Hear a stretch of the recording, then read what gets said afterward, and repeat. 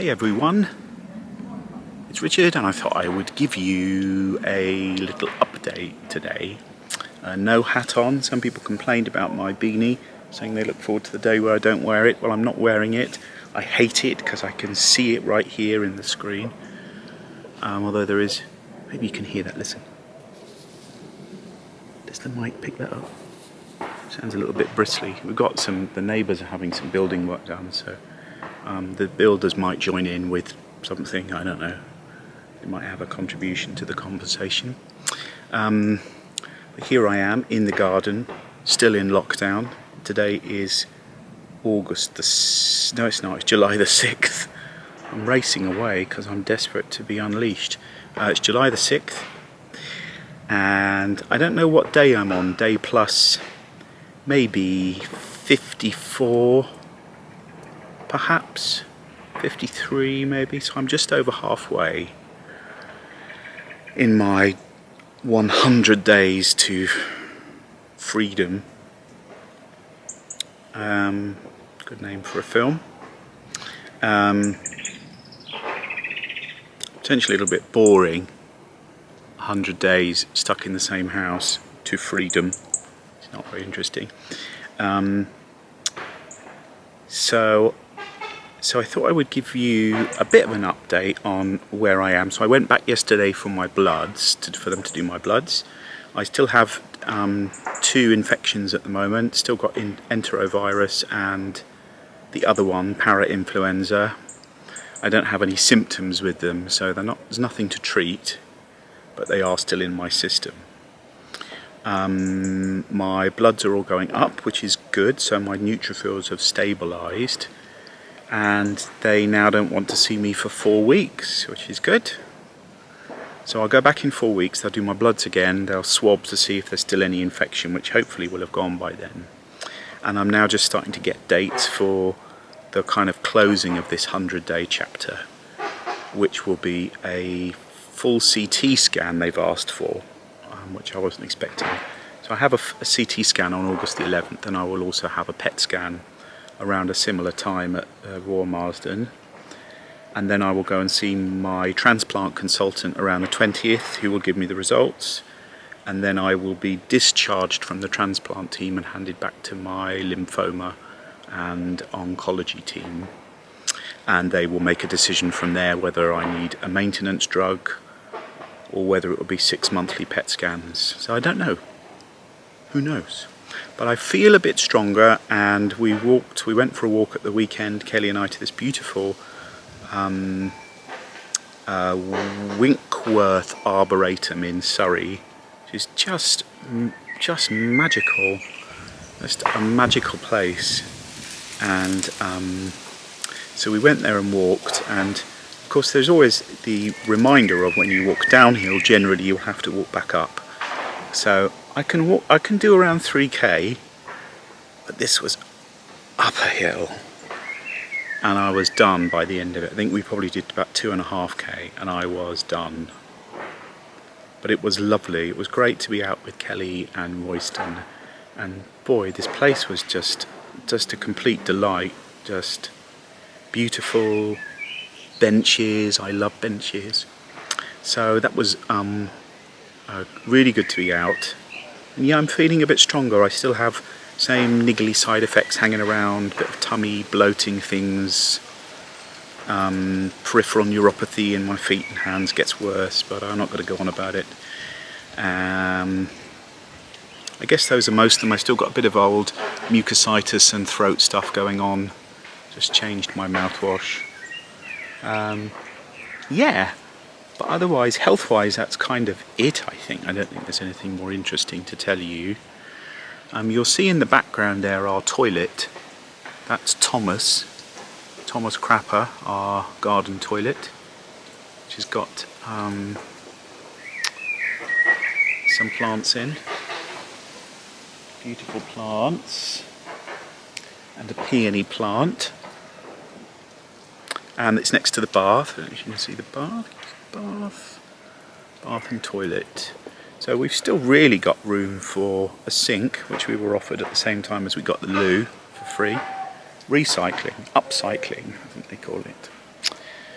That made me sound so old. Upcycling, and we were offered a sink. We could have a bidet and we could have an entire shower unit. And when we sell our house, we will be selling it with an outside bathroom. So how people will be deceived when they attempt to have a shit on my peony. Anyway, I am very much into, I've just kind of rekindled, it must have been quite an old love of 70s funk music, and just that kind of bass guitar beat, really funky 70s music I am loving at the moment. And I'm loving the rhythm. I think it's the rhythm piece, and I'm loving the bass guitar. I love the vibration in my body with the bass guitar. But I just love the beat. I love how the bass holds the beat and supports everything else that happens on top of it. So I'm, much to probably Kelly and Mia's annoyance, mostly 70s funk on. I was born in the 70s, so I can say I'm a 70s child. And I'm going to start having some bass guitar lessons. Kelly says she doesn't want me to get a bass guitar. She says I can't have one. I'm going to find a way to get one. Anyway, so I'm going to start that because I feel very committed to it. And although Mia and Kelly go, yeah, you said you were going to play the guitar last time and we bought you a guitar and paid for lessons, you didn't have it. I feel very committed to this. So anyway, I'm going to prove them wrong. And I'm going to play in a local Surbiton band called The Old Funkers. And I'm going to play bass guitar in a grubby pub on a Saturday night for £10 and a pint of warm ale. So there we go. That's my career mapped out. Kelly's good. She's tired. Kelly and I are going to get 2 days away in a cabin in the New Forest in August for our anniversary.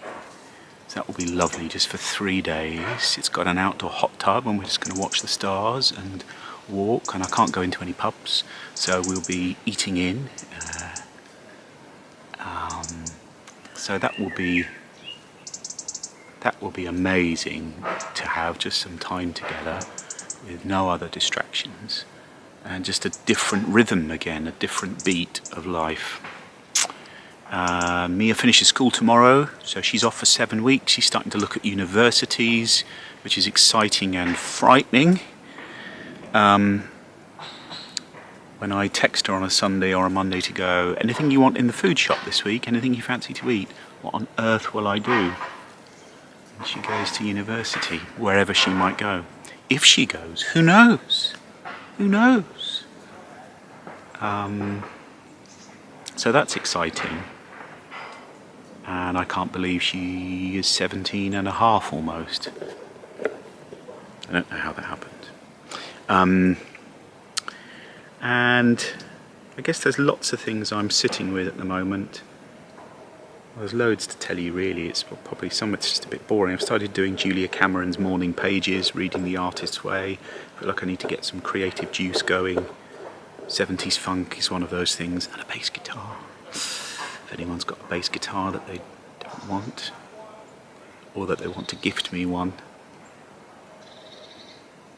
feel free.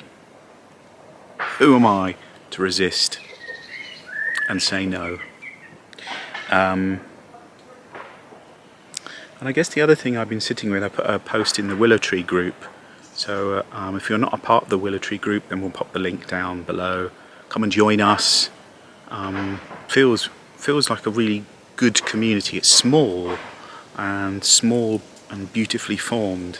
Just some wonderful people in there, and such a wealth of experience around cancer and blood cancer, whether they're living with it themselves or living with or caring for a family member, or indeed cared for a family member who's no longer with us.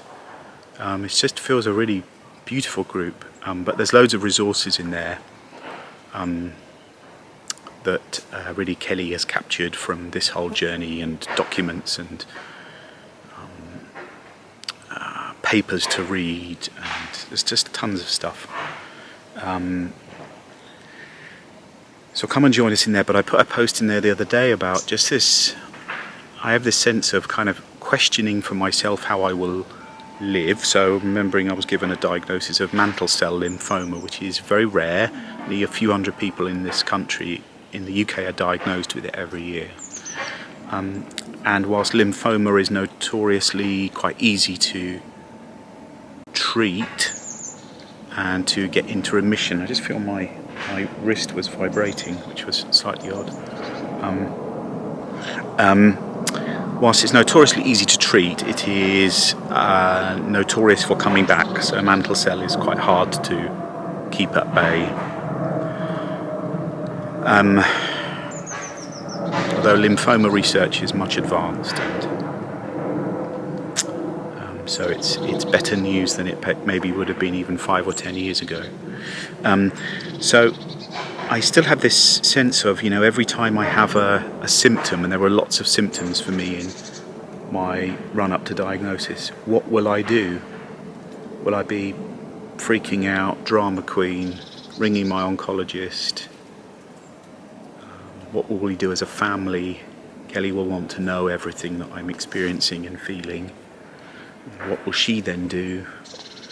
So I'm just really, it feels a little bit Grim Reaper-ish. It feels a little bit like there'll be someone lurking around a corner, cancer's lurking there ready to jump out on me.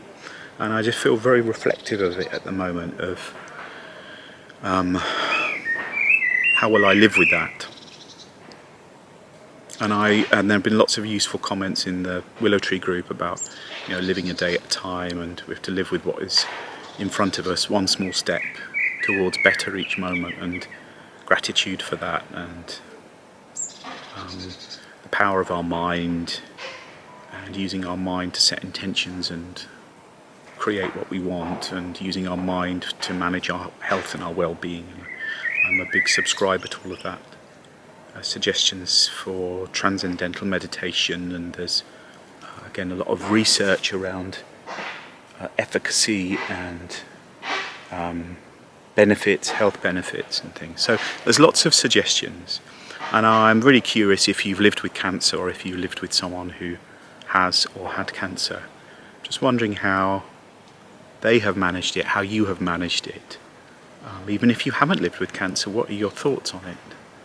What's your take on living with something that could return as a higher risk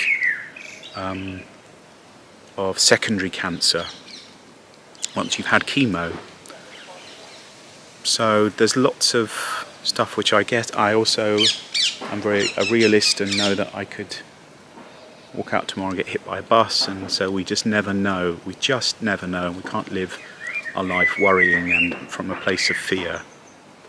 That's not really where I am. I'm not that binary in that I'm going to live completely in fear. At the moment, just really, it's on my radar somewhere going, I wonder how I'll deal with that. I wonder how I'll deal with symptoms. I know what I'm like now with a slight symptom. I have a few days of a funny tummy, and I'm like, oh, shit, that was where this all started last July, a year ago, that this began. Hello, Leaf. So, anyway, it's a very long video, I think. I can't see a time of how long I've been, but it feels a long time. So I'm going to let you go back to your July day. And yeah, I'm posting this on Facebook to my pals and supporters, and I'm going to pop it on LinkedIn, and a few people on LinkedIn watch it. Or a few people on LinkedIn and go, look at it and go, he's still alive, and then don't watch it. Which is fine. And I'll pop it up on YouTube as well. Yeah, so that's it. I'm good. We're good. We're good. Feels like we are moving forward, and there's lots to be thankful for. There's always lots to be thankful for. I got some nice suggestions last time for ideas for raising money for the Willow Tree. If you still have ideas for raising funds for Willow Tree, please tell us. Please drop me a note, because whether that's something that you want to do or you have other ideas for what we could do, we really need to fill that pot back up. I don't know if I told you last time that one of our corporate sponsors did agree from their philanthropic fund to gift us money, which is amazing. So that's going to be going into the fund, which feels very special, and they're going to support us this year. So if you know of any organisations that would like to support us in some way, in whatever form that is, or if you have any ideas, please tell us. I'll tell you more next time about me walking the old way next year, which is a 250-mile walk, a pilgrimage that I'm going to go on. But I'll tell you another time because I've talked too much. So I send you lots of love from Thomas Crapper, and the bath doesn't have a name, which feels very slack that we haven't named it. But anyway, lots of love to you. Take care of yourselves, and see you very soon.